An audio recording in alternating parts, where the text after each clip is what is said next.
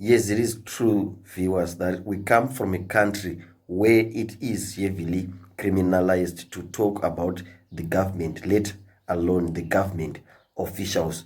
Munyika medu makasiyana nekunana South Africa kuti ana Trevor nova vanotobuda vachitowanzira whoever they want. Of course, yes, things have changed for the better. Zvaanani mazuva ano, we have seen kuti there is some element of freedom of expression, but the truth be told, truth be said, is at times we're busy minding our own business, but at times these people really force us into talking.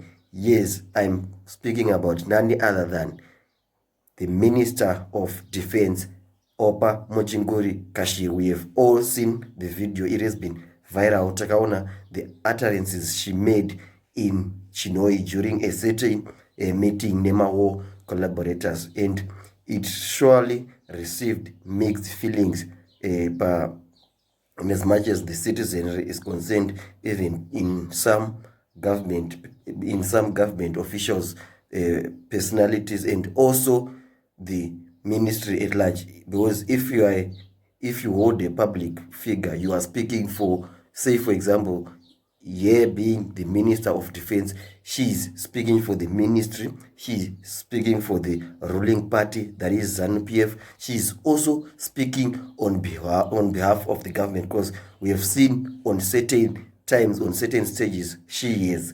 acted as the president of Zimbabwe. So those misplaced utterances they ought to be careful about that, because they will be taken by the people with the content they deserve.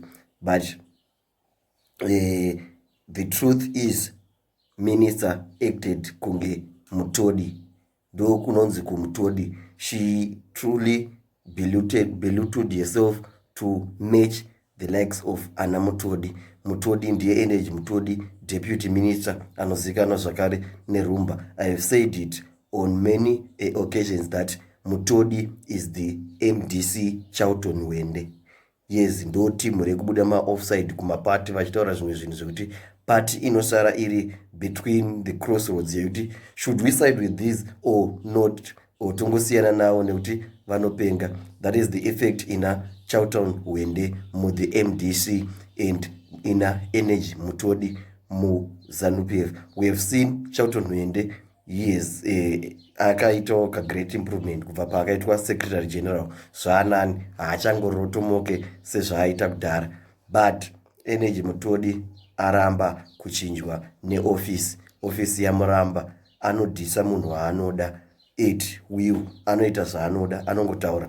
So the issue that we have is Yamai Muchinguri, not Dzana Energy Mutodi. Zvana zvitoko izvi. So we want to revisit the statement yakaitwa na President Mnangagwa vachikondema utterances Muchinguri Kashiri. Surely a whole grown-up woman anotozoda kuitirwa PR dzake na president. Shwasiyaiwo president vaite worry about other things. There are many things to worry about in Zimbabwe. We have got the pandemic itself, yekuti the president should focus all resources and all statements ikoko, other than to come and do public relations management for a whole minister. So in his own words, the president says the pandemic cannot be blamed on anyone since they have a scientific explanation, and he also called upon all Zimbabweans to emphasize with those affected, which means the president is also calling upon even Opa Muchinguri herself to emphasize with the affected families. The president also sent his condolences and solidarity to all those who were already suffering due to the effects of the deadly virus. The virus has been very deadly. We have seen vanhu vachifira vachingodonha mu streets in China, and for here to say it's God's punishment of the Western countries, yet the virus yakatangira kuchina kunova ndiko kune best friends edu since takatanga kuita the look east policy. It's very wrong because we depend on the Chinese government, and the Chinese is what we can call a hub of all the exports and imports that happen worldwide. Giants China, so atingade kutanga hondo ne the likes of China, and to say those countries like China are being punished. Those countries have got very good structures when it comes to fighting the pandemic is. But the thing is, if it affects a certain African country, we might all perish in the twinkling of an eye. So the president said they have got a scientific explanation and they know no boundary. And like any other natural phenomenon, cannot be blamed on anyone. Zvakafanana nekublema vanhu kana pakaita pakaita pandemic iyo ngandingotaura nezvepandemic. So we have all witnessed the tragic scenes in China, Iran, Italy, and other countries around the world, and we stand with our friends in the international community. This is the president vachitaura.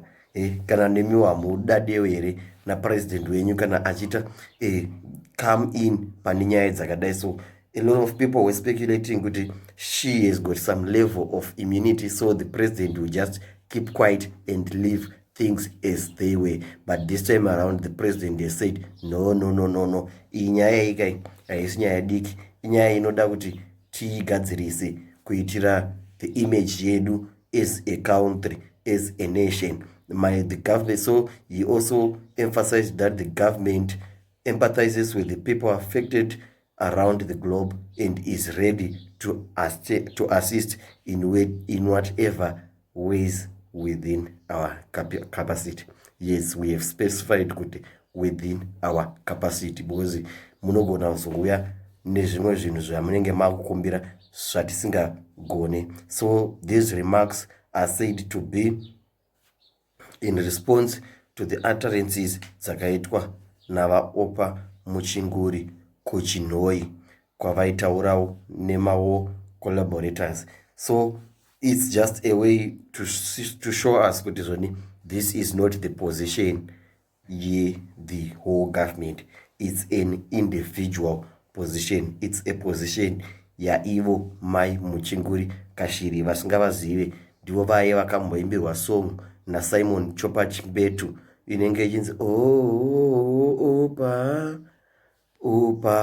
So it has nothing to do with sanctions. According to the president, it has got a scientific explanation. It is a phenomenon. It can affect anyone. It knows no boundaries. Also, according to the prophecy by Prophet Mnangagwa, it is a demonic spirit which can travel through the air, which means kuti iri aerosol inogona kutosvikawo muno muZimbabwe, kunyange zvazvo tirisu tine masanctions acho togona kutosorowa nezvese necorona nemasanctions, with some people already saying kuti yatovamo in some places, but the government has since denied the claims.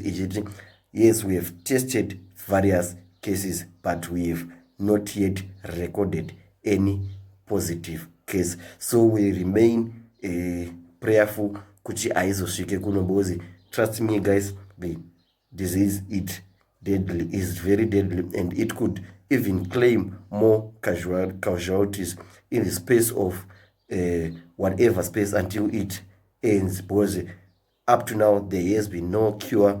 Iringori ichingoramba ichingoita madeath tolls achiwedzera etc. So no, God is not punishing anyone on this one.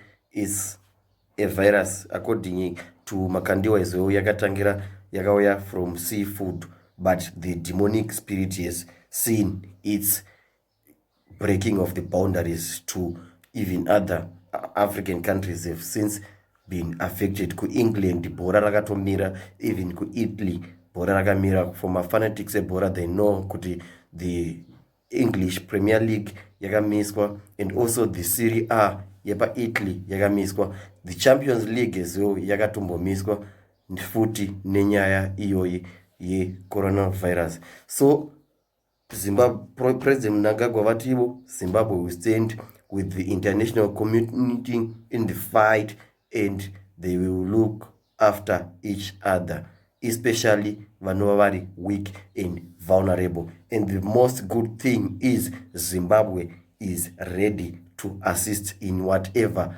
way it can, in whatever way is within its capacity.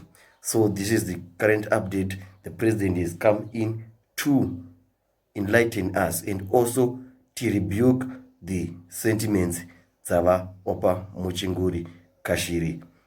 For now, that's all we have. Current affairs in real time. Stay tuned for more.